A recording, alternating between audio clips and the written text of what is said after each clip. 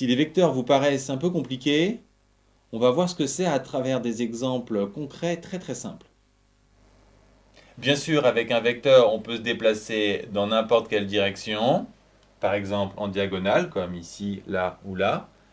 Et un vecteur peut être défini de plusieurs façons. Tout d'abord avec ses caractéristiques, sa direction, ici la diagonale, son sens, ici vers le haut à droite, et enfin avec sa longueur.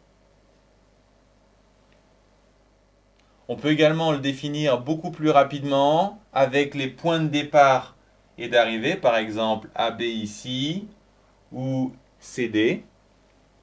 Enfin, une dernière méthode pour définir les vecteurs, on peut utiliser un repère qui nous donne un quadrillage.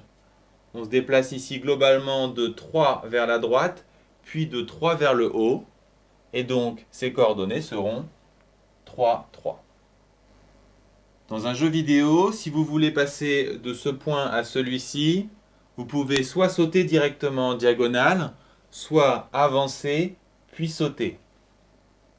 Même si vous faites des détours, le déplacement global est le même, et c'est le déplacement global qui compte. En mathématiques, vous êtes parti du même point, vous êtes arrivé au même point, et en termes de vecteurs, cela se traduit par le théorème de Chasles, qui montre que les détours n'ont pas d'importance, c'est le déplacement global qui compte. Ce déplacement, celui-ci ou celui-là, peuvent tous être décrits avec des vecteurs. Tout se passe bien tant qu'il n'y a pas de rotation, car les vecteurs ne permettent pas de décrire les rotations, ils décrivent uniquement des glissements. Deux cas particuliers pour finir. Si vous partez d'un point A et que votre point d'arrivée est également le point A, autrement dit, si vous faites un déplacement sur place, c'est tout de même un vecteur que vous pouvez écrire soit AA, soit vecteur nul.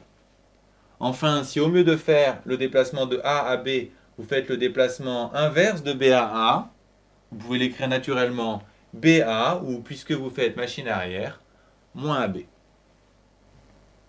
En résumé, un vecteur est un déplacement sans rotation, on vient de le voir. Le point de départ n'a pas d'importance, ni les étapes, c'est un déplacement global. On peut le décrire de trois façons différentes. Par exemple, ce vecteur qui a ces deux représentants peut être défini par ses caractéristiques ou à l'aide de deux points ou encore par ses coordonnées. Ces deux écritures sont les plus pratiques dans les exercices.